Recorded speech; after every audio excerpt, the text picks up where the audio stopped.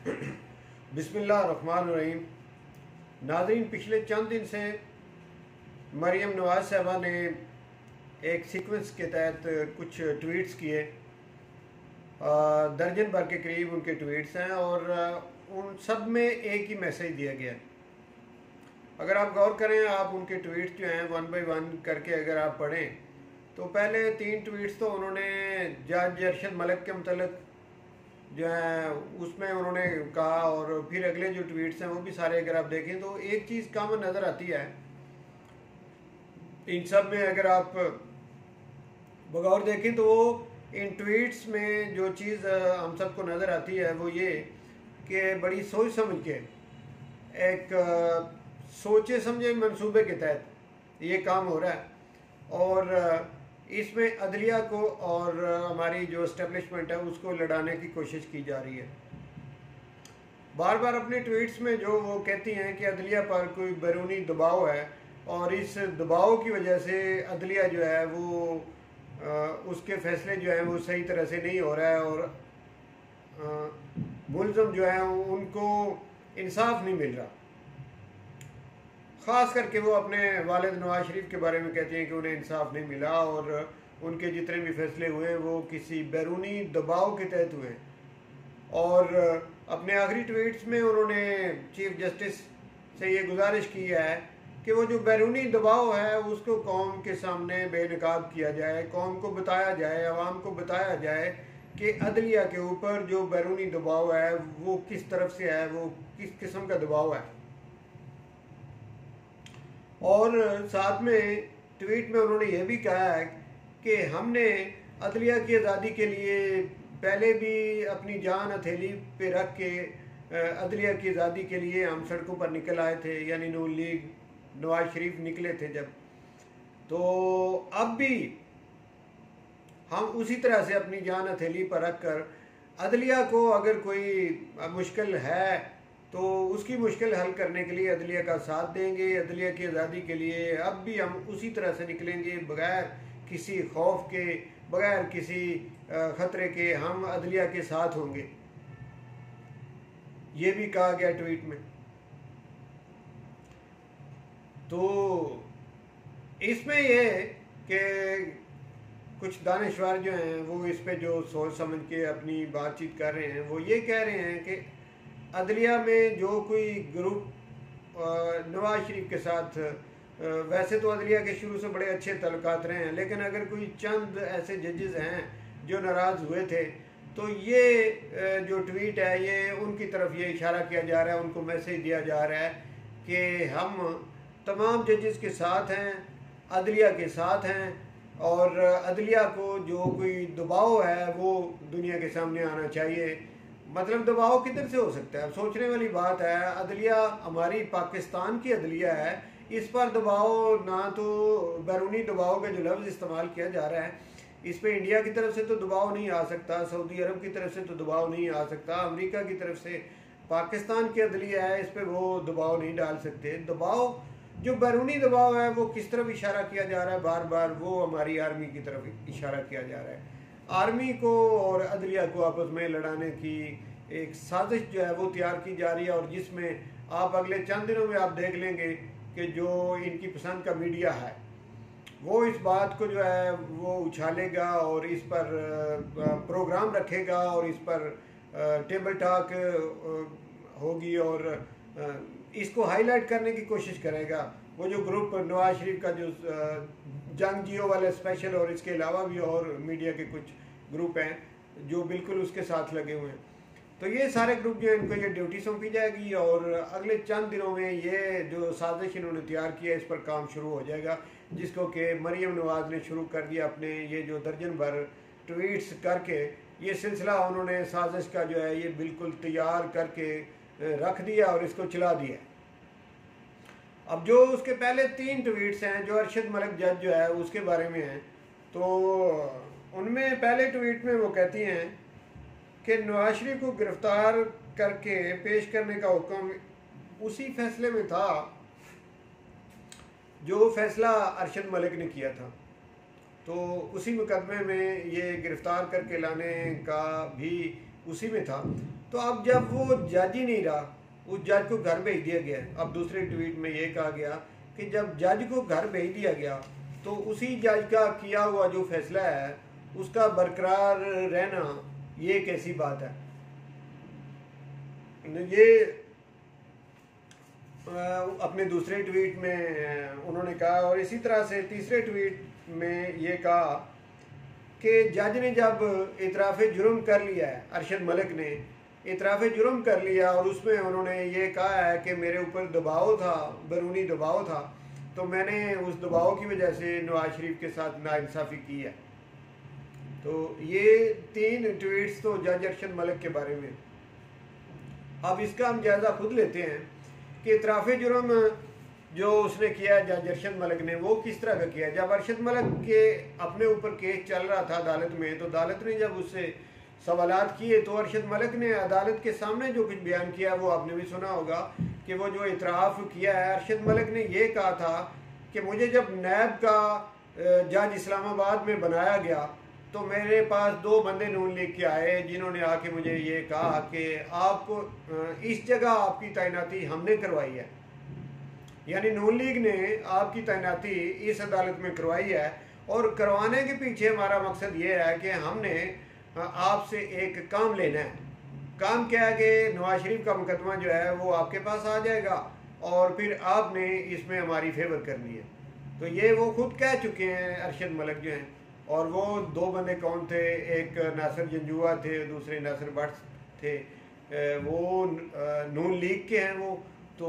जज अरशद मलिक ने कहा कि वो 2 मेरे पास आए थे, उन्होंने मुझे मेरी जब तैनाती हुई तो मुझे उन्होंने आगे ये कहा कि हमने खुद आपकी तैनाती यहाँ पे करवाई है और आपसे ये फ़ायदा लेना है कि नवाज शरीफ का केस आपके पास आएगा और आपने उसमें हमें रिलीफ देना है।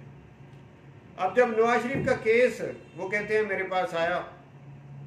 फिर उसमें एक केस में नवाज शरीफ को उन्होंने सज़ा सुनाई और दूसरा जो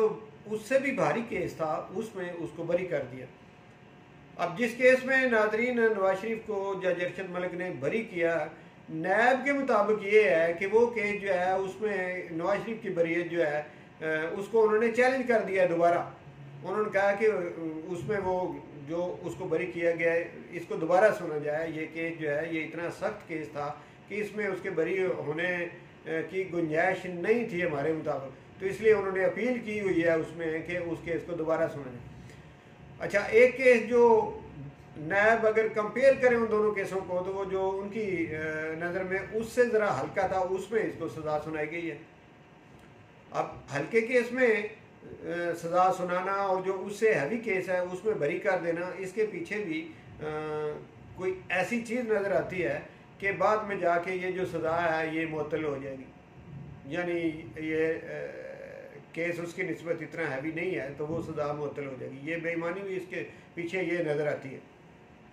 ये बात। और फिर जज अरशद मलिक ने अदालत के सामने ये भी कहा कि जब वो मैं उम्रे पर गया तो मुझे मदीना में मस्जिद नबवी के बाहर 2 शख्स नून लिख के मिले, जिनमें एक नवाज शरीफ का बेटा था हुसैन नवाज और दूसरे वो नारोवाल के वो जो प्रोफेसर हैं एहसन इकबाल, दूसरे वो थे। तो ये दोनों शख्स मुझे वहाँ पे मस्जिद नबवी के बाहर मिले और इन्होंने मुझे, मैं उम्रा करने गया था और वो जगह कैसी थी, उस पाक जगह पर जाके इन्होंने मुझे रिश्वत की ऑफ़र की और भारी रिश्वत की ऑफ़र की। इन्होंने कहा कि ये रकम जो है ये आप हमें बैंक अकाउंट दें और उसमें ये रकम आपके पहुंच जाएगी और आज ही बल्कि पहुंच जाएगी। और फिर इसके बाद ये कि आप जो है किसी और मुल्क में सेटल होना चाहें अपने बीवी बच्चों समेत तो वो भी हम करवा देंगे। तो ये ऑफ़र जज अरशद मलिक ने अदालत के सामने ये कह दिया कि ये मुझे ऑफ़र की गई थी, लेकिन इसके बावजूद कि मैंने ये ऑफ़र नहीं मानी। फिर अरशद मलिक ने यह भी कहा कि मुझे रायवेंड में बुलाया गया था, नवाज शरीफ के सामने मेरी बातचीत हुई थी, नवाज शरीफ ने मुझे ये कहा था कि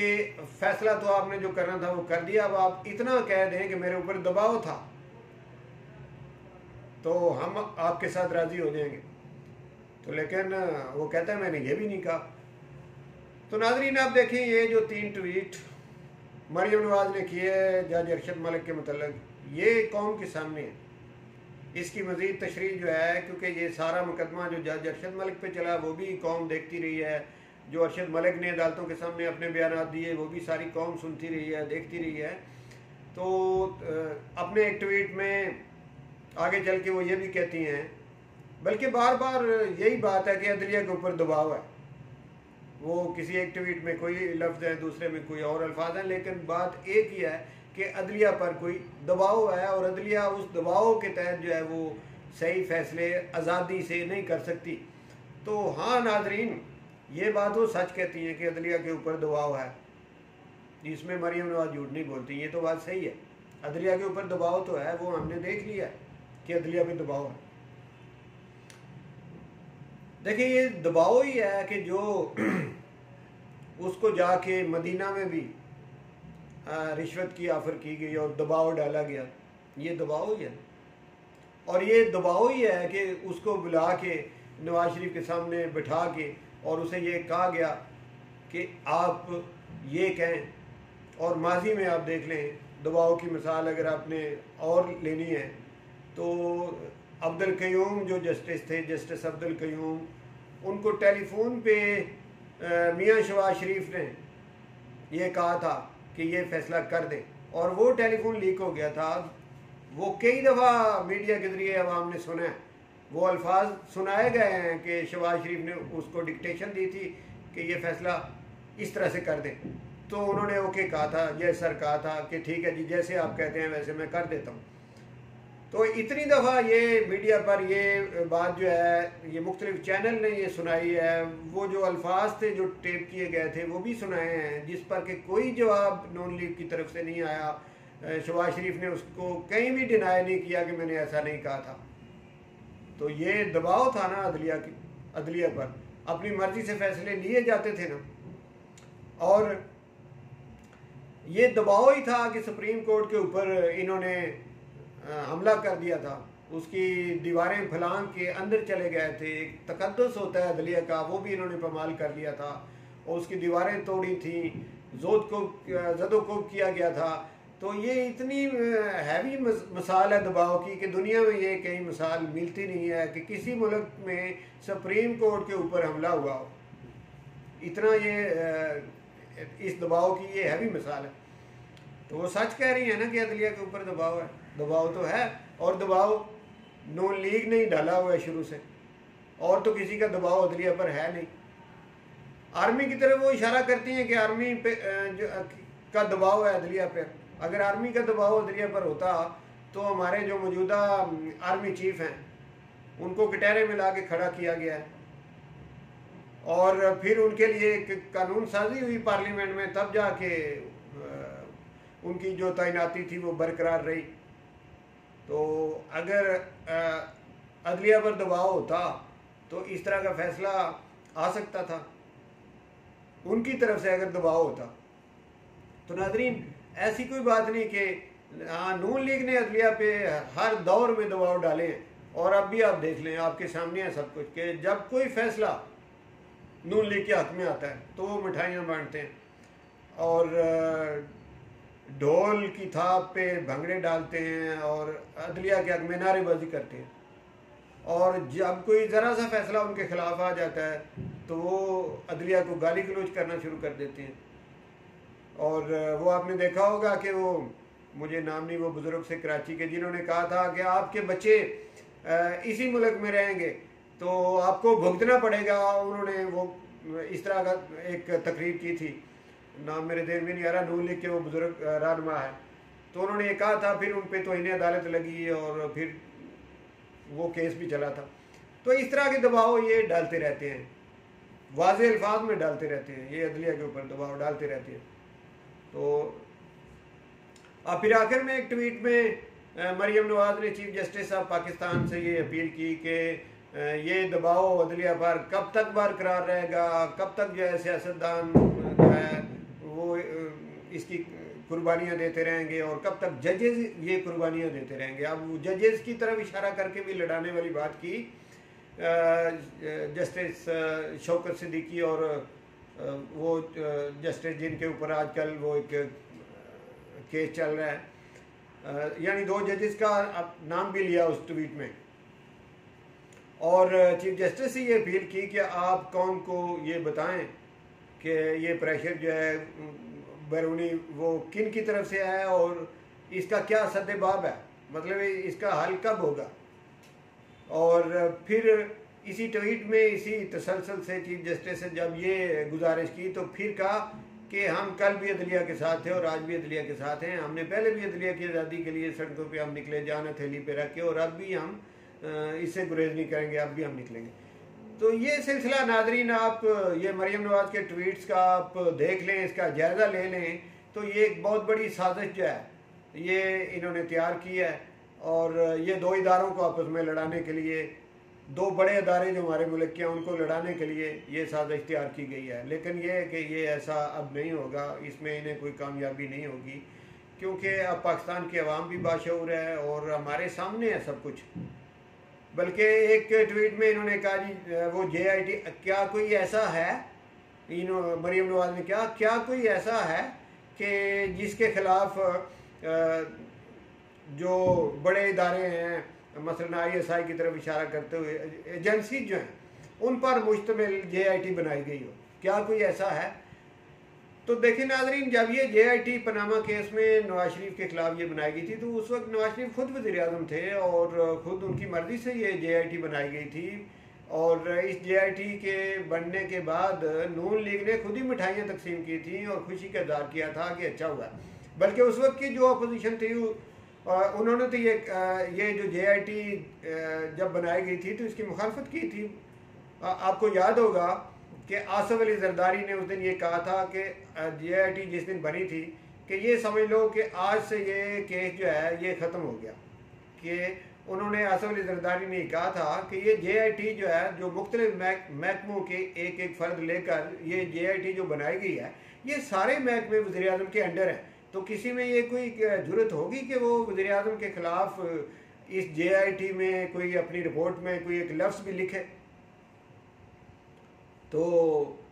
ये JIT जिसका अब वो कह रही हैं क्या कोई ऐसा है कि जिसके खिलाफ ऐसी JIT बनाई, ये JIT मोहतरमा आपके वालिद ने खुद ही बनाई थी, जो वो उस वक्त वज़ीर आज़म थे, और इसके बनने के बाद मिठाइयाँ भी आपने खुद ही खाई थी, खुशियाँ भी आपने खुद ही की थी, और आपने कहा था कि अब JIT बन गई है तो अब दूध का दूध और पानी का पानी हो जाएगा। तो ये कोई बड़ी बात नहीं है जो आप अपने ट्वीट में ये कह रही हैं कि क्या कोई ऐसा है कि जिसके खिलाफ JIT बनी हो,